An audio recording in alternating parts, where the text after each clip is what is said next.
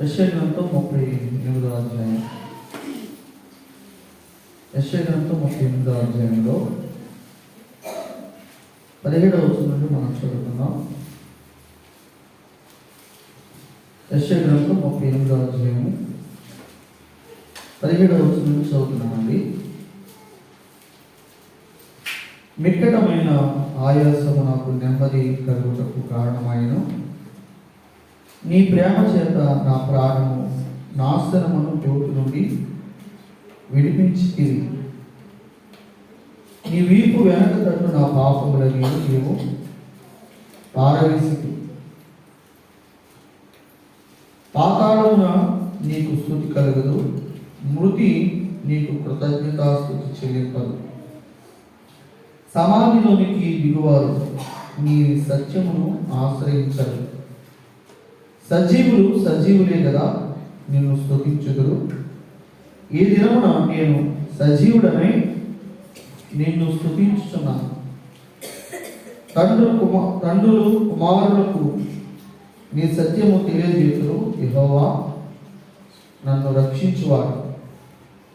మన జీవిత దినములను యెహోవా మందిరములో తంతి వాయిద్యములు వాయింతుము. ప్రభు ఈ మాటలను మన నిధిలో దీవించును గాక. ఆమేన్. పిల్లరా, మానవుని యొక్క స్థితిని గురించి హిజ్కియా యొక్క జీవితంలో మనము ఆయన మాటల్లో పరిశుద్ధాత్మ చేత దేవుడు రాయించిన మాటల్లో మనం గమనించవచ్చు. హిజ్కియా రాజు మరణకరమైన స్థితిలో, జబ్బు చేసిన స్థితిలో అతడు మిక్కటమైన ఆయాసము, నాశనమును గోతికి సమీపము కలిగిన వాడిగా ఉన్నాడు. పాతాళంలోనికి పోయి సమాధిలోనికి వెళ్ళి అనే మాటలు మనం చూస్తున్నాం. జీవము లేని స్థితిగా, ప్రభువును స్తుతించే అవకాశం లేని స్థితిని అక్కడ మనము చూస్తున్నాం. చూడండి, దేవుని వాక్యంలో 15వ వచనం చూడండి. మిక్కటమైన ఆయాసం, నాశనమను గోతి అని మనం చూస్తున్నాం. చూడండి, నాశనమను గోతి అంటే మరణం. 18వ వచనంలో పాతాళం, అక్కడే 18వ వచనంలో సమాధి అని మనం చూస్తున్నాం. మరణం సమీపంగా ఉంది, పాతాళం ఉంది, మిక్కటమైన ఆయాసం ఉంది అని హిజ్కియా తన జీవితాన్ని గురించి చెప్తూ అందులో మనకు ఒక పాఠాన్ని తెలియపరుస్తున్న విధానం మనం చూస్తున్నాం. ఎందుకంటే హిజ్కియా జబ్బు కలిగిన వాడిగా మరణ దశలో ఉన్నాడు. ఇప్పుడు హిజ్కియా ఆలోచన ఏంటంటే, చనిపోతే నిన్ను స్తుతించలేము, చనిపోయిన వారు నిన్ను స్తుతించలేరు అని చెప్తున్నాడు. పిల్లల, దేవుని వాక్యంలో హిజ్కియాను దేవుడు బ్రతికించగా ఎలా బ్రతికించాడు? తన పాపములన్నింటినీ తన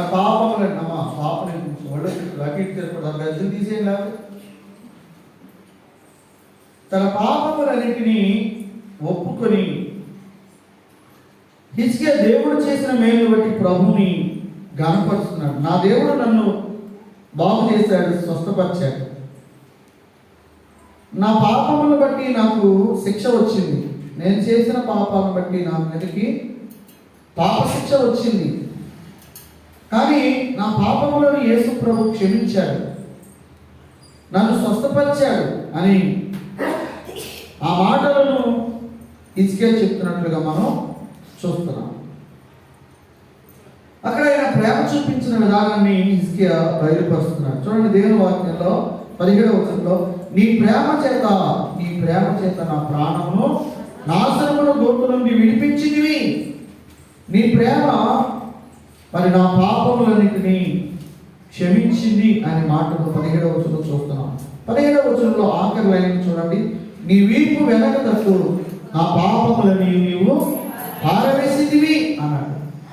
నీ వీపు వెనక తట్టు నా పాపములని నీవు పారవేసిది. ఇది నీ ప్రేమ చేత నన్ను, నా పాపములను క్షమించి నన్ను నాశనముల గోతు నుండి విడిపించి నన్ను సజీవ లెక్కలో ఉంచావు ప్రభువా. ఒకవేళ నేను చనిపోయి సమాధిలోకి వెళ్ళిపోతే, పాతాళంలోకి వెళ్ళిపోతే, పాతాళంలో నిన్ను స్తుతించలేను కదా. మన్ను నిన్ను స్తుతించలేను. నేను మట్టి అయిపోతే నిన్ను స్తుతించలేను కదా. కానీ ఈ దినమున నేను సజీవుడనే నిన్ను స్తుతించుతున్నాను అని ప్రభు చేసిన మేలు బట్టి హిజ్కియా రాజు ప్రభుని స్తుతిస్తున్నాడు. ప్రభుని స్తుతిస్తున్నాడు. ఎన్నో ఇబ్బందులు రాజుకు వచ్చినాయి. మరణకరమైన స్థితి అతని కాలులో జబ్బు చేసి అతడు చనిపోయే స్థితికి వచ్చినప్పుడు దేవుడు అతన్ని బ్రతికించాడు. ఇప్పుడు అతను చేసిన పొరపాట్లన్నింటినీ మన్నించి దేవుడు తన వీపు వెనకదట్టుని ఆ పాపములన్నింటినీ పారవేశాడంటే ఇక ఆయన అన్నది జ్ఞాపకము చేసుకొనను అని తెలియపరుస్తున్న విధానాన్ని మనం చూస్తున్నాం కదా. కాబట్టి హిజ్కియా రాజు ప్రభుని స్తుతిస్తున్నాడు. ఏమంటున్నాడు దేవుని వాక్యంలో 19వ వచనం, ఈ దినమున నేను సజీవుడనై నిన్ను స్తుతించుచున్నాను. ఈ దినమున నేను సజీవుడనై నిన్ను సజీవులే కదా నిన్ను స్తుతిస్తారు. సజీవులే ఆయన్ను స్తుతించగలరు. మనమందరం ఎవరండి? మనమందరం ఎవరు? చక్కగా చెప్పారండి. సంఘం నిజంగా చాలా చక్కటి వాక్యం వింటున్నారు, నేర్చుకుంటారు. మనం ఎవరు? సజీవులు. అంతకుముందు మనం ఎవరు? అంతకుముందు మనం మృతులము. ఇప్పుడు సజీవులు. ఇప్పుడు సజీవులు అంటే అంతకుముందు ఏంటి? అంతకుముందు ఇప్పుడు నేను దొంగోడండి అసలు అంటే అర్థం ఏంటి? అంతకుముందు మంచోడండి, ఇప్పుడు మంచోడు కాదు, దొంగోడే. ఇప్పుడు నేను మంచోడండి మారిపోయానంటే అంతకుముందు ఏంటి? మంచివాడు కాదని అర్థం. ఇప్పుడు మనం మనము సజీవులు అంటే అంతకుముందు ఏంటి? అదేంటండి నేను ఎప్పుడు చచ్చిపోయాను, మనం ఎప్పుడు చచ్చిపోయామంటే దేవుని వాక్యంలో చూడండి, మనందరం తెలిసిన మాట. ఎఫెసీయులకు రాసిన పత్రిక 2వ అధ్యాయం.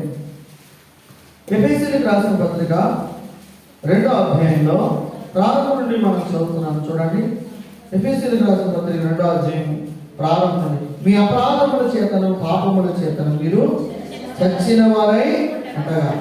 అంటే మనం ఎలా ఉన్నాం? అపరాధముల చేత పాపముల చేత చనిపోయాం. కానీ యేసుక్రీస్తు ప్రభు ఆయన మనల్ని బ్రతికించాడు. ఎలా బ్రతికించాడు? మన పాపముల కొరకు ఆయన చనిపోయి, మన పాపముల కొరకు, మన పాప పరిహారం కొరకు ప్రభు ప్రాణం పెట్టి ఆయన మనల్ని బ్రతికించాడు. మన పాపములను తీసివేయడానికి ఆయన పాపముగా చేయబడ్డాడు. చూడండి దేవుని వాక్యంలో కొరింథీయులకు రాసిన 2వ పత్రిక 5వ అధ్యాయం 21వ వచనం. కొరింథీయులకు రాసిన పత్రిక 2వ పత్రిక 5వ అధ్యాయం 21వ వచనంలో చూడండి దేవుని వాక్యం, ఎందుకనగా మనం ఆయన యందు దేవుని నీతి యొక్కనట్లు పాపమెరుగని ఆయనను మన కోసము పాపముగా మన ప్రభువు యేసుక్రీస్తు ప్రభు మన పాపముల కొరకు ఆయనే పాపముగా చేయబడ్డాడు. యేసుక్రీస్తు ప్రభు సిలువలో ఒక దోషిగా, ఒక నిస్సహాయకుడిగా ఎందుకు సిలువలో చనిపోయాడు? చనిపోయిన వాడు దేవుడు ఎలా అవుతాడు? ఎందుకు చనిపోయాడు యేసు ప్రభు? ఆయన దేవుడైంది రక్తం ఎందుకు చిందించాడు? సర్వమానవాడి పాప పరిహారం నిమిత్తము రక్తము చిందించాలి. ఒక పుణ్యాత్ముడు మానవుడు కొరకు ప్రాణం పెట్టాలని మనం చదువుతున్నాం. కాబట్టి ఆ దేవాది దేవుడే మానవుడిగా ఈ లోకానికి వచ్చి పాపము లేని వాడే పరిశుద్ధ దేవుడై ఆయన మన కొరకు రక్తం చిందించి ప్రాణాన్ని అర్పించాడు. పిల్లగా ఇందులో ఆయన ప్రేమ ఉన్నది. ప్రాణం పెట్టినంతగా ప్రేమించిన ప్రేమ యేసు ప్రభు ప్రేమ. పిల్లగా ఆయన మనల్ని పాతాళం నుండి విడిపించడానికి నాశనమగు గోతు నుండి విడిపించడానికి ఆయన మన కొరకు ప్రాణము పెట్టాడు. చూడండి, అందుకని అంటున్నాడు, మా పాపం ఎరుగని ఆయన మన కొరకు పాపముగా చేయబడ్డాడు. రోమీయులకు రాసిన పత్రిక 4వ అధ్యాయం, రోమీయులకు రాసిన పత్రిక 4వ అధ్యాయం 27వ వచనంలో మన అపరాధము నిమిత్తం ఆయన మన అపరాధము నిమిత్తము అప్పగింపబడి మనం నీతిమంతులుగా తీర్చబడుటకై లేపడు. మన అపరాధము నిమిత్తం ఆయన చనిపోయాడు, మన పాపము నిమిత్తం ఆయన చనిపోయాడు, మనం నీతిమంతులుగా చేయడానికి ఆయన తిరిగి లేచాడు. సమాధిలో ఉండిపోలేదు యేసు ప్రభు, తిరిగి లేచాడు, మనల్ని నీతిమంతులుగా చేశాడు, మనల్ని బ్రతికించాడు, మనల్ని నీతిమంతులుగా చేశాడు, మనల్ని పరిశుద్ధులుగా చేశాడు. మన హృదయంలో ఉన్న ప్రతి పాపపు మలినాన్నంతటిని ఆయన రక్తం చేత కడిగాడు. ఇప్పుడు మన హృదయము ఆయన నిలయం, పరిశుద్ధాత్ముడు మన హృదయంలో నివసించేటట్లుగా ఆయన్ని మన హృదయాలను తన రక్తంతో కడిగాడు. కాబట్టి మనకు పరిశుద్ధులుగా చేశాడు, సజీవులుగా చేశాడు, నీతిమంతులుగా చేశాడు, పరిశుద్ధులుగా చేశాడు. హిజ్కియా కొరకు ప్రభు ప్రాణం పెట్టలేదు, కానీ మన కొరకు ప్రభు ప్రాణం పెట్టాడు. హిజ్కియాకు కలిగిన జీవితం అంటే 15 సంవత్సరాల ఆయుష్, కానీ యుగయుగములు ఆయనతో పాటు జీవించే గొప్ప ధన్యత మనకు ఇచ్చాడు. మనల్ని ఎంతవరకు జీవించడానికి తిరిగి బ్రతికించాడు? ఎంతకాలం జీవించడానికి తిరిగి బ్రతికించాడు? ఏమండి, నిత్య జీవం అనుగ్రహించడానికి, నిత్యము ఆయనతో పాటు జీవించడానికి ప్రభు మనల్ని తిరిగి బ్రతికించాడు. చూసారా? అయితే మరి హిజ్కియా ప్రభువును స్తుతిస్తున్నాడు. ఏమని?